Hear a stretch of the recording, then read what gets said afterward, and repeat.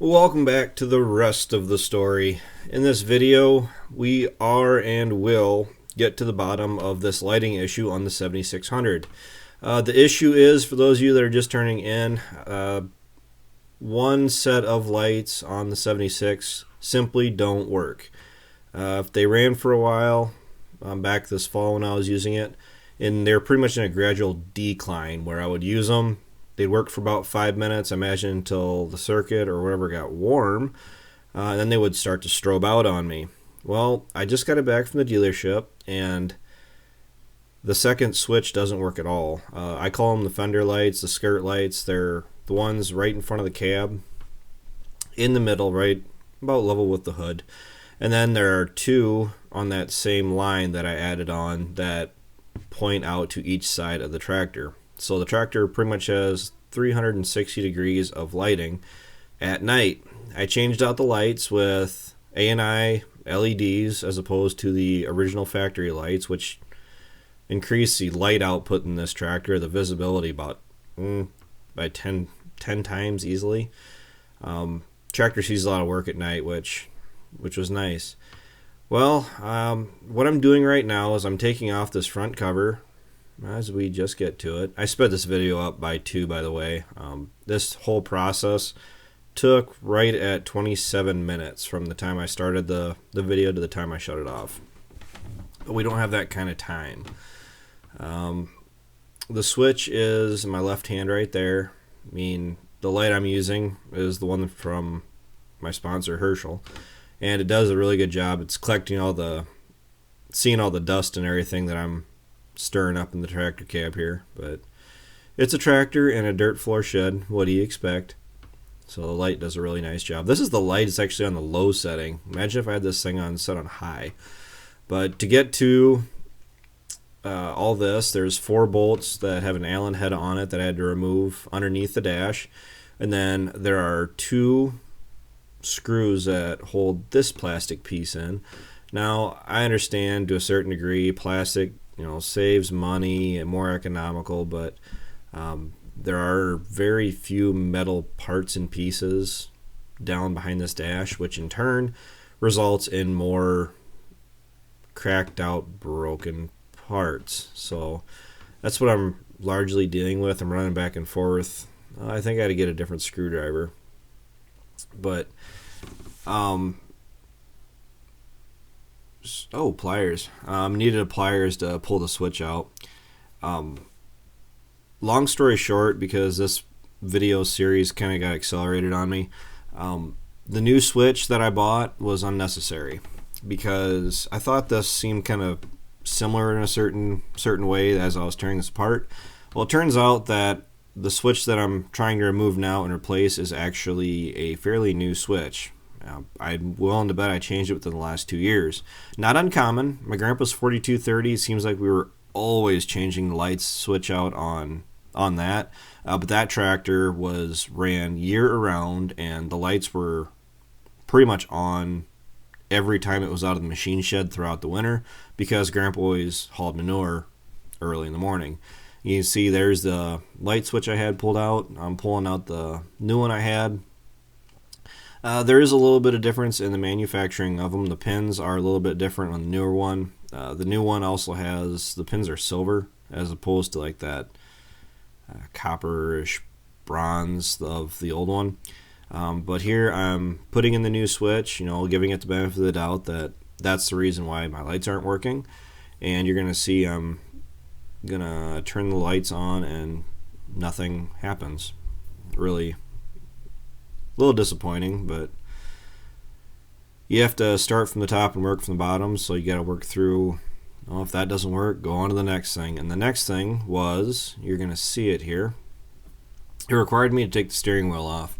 The reason I'm taking the steering wheel off is because I thought it was the high-low. You can see I'm flashing the high-lows trying to get the lights to do something, anything, and they won't. So I got to take the steering wheel out so I can get the high-low switch removed. Back to what I said about the plastic parts and pieces on this thing. There's actually 4 screws.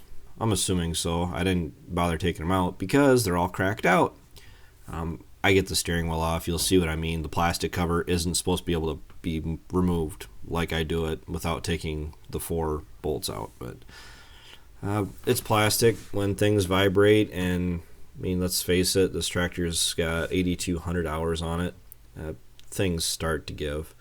Like, back to my original statement, if it was a piece of metal, less likely to wear out like that.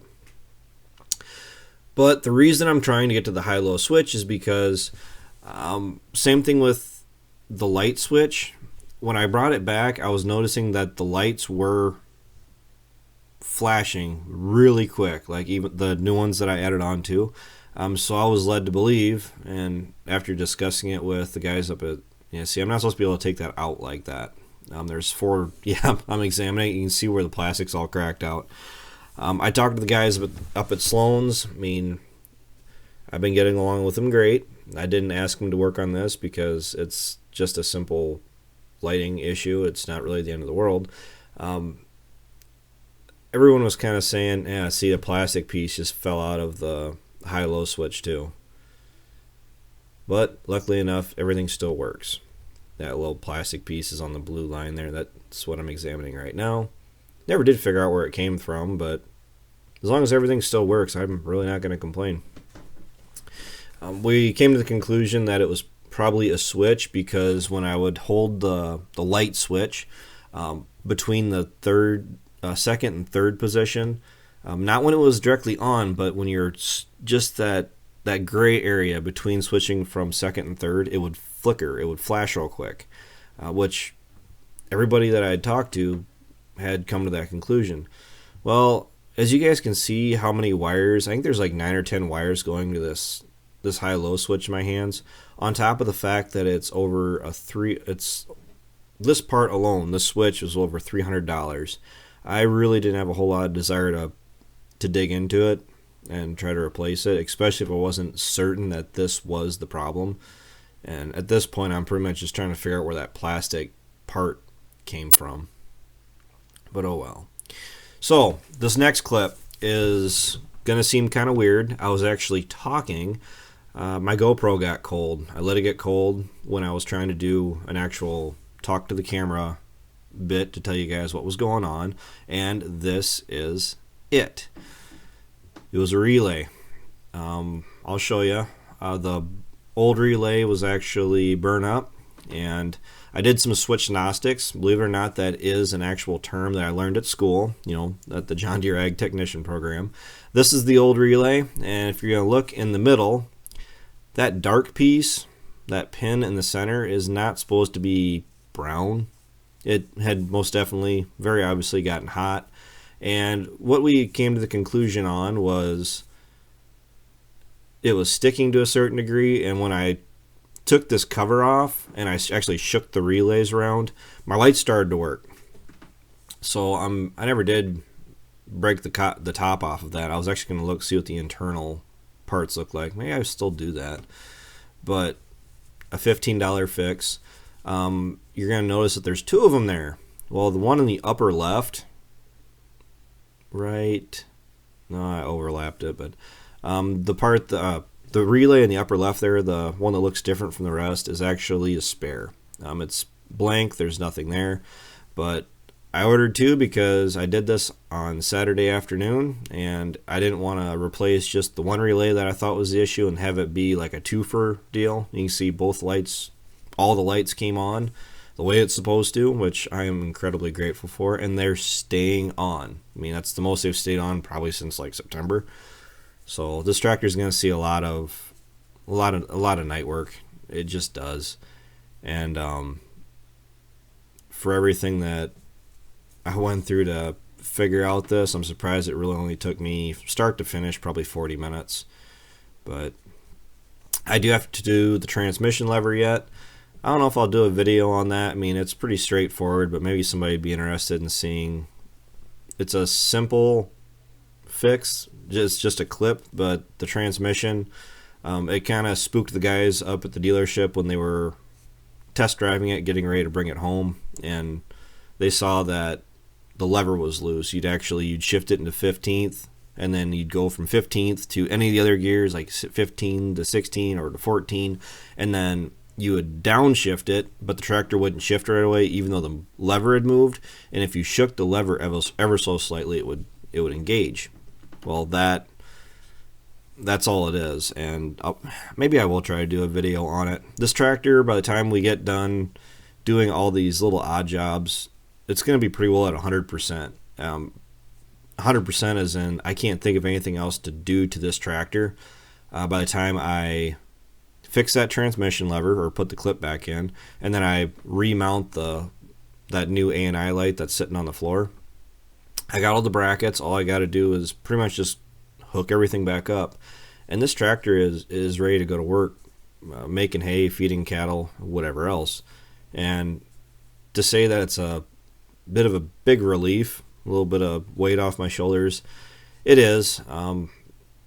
This tractor, I'd say, is old reliable.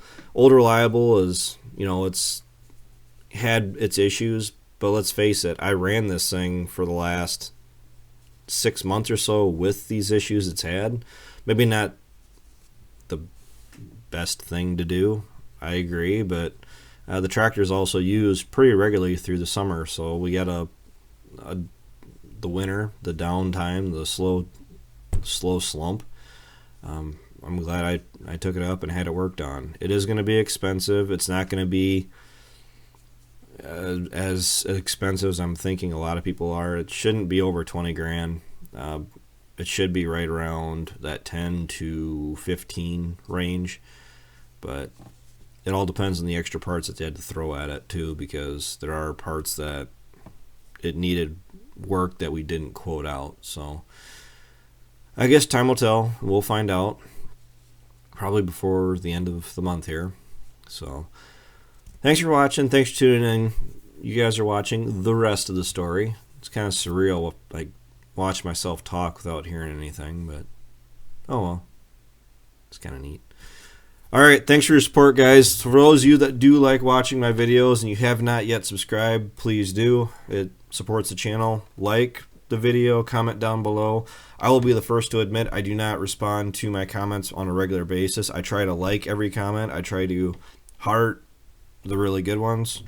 I mean, I try not to just give everybody hearts, I don't know if people really care about that or not, but oh well. So that's that. I'll talk to you guys later. Bye.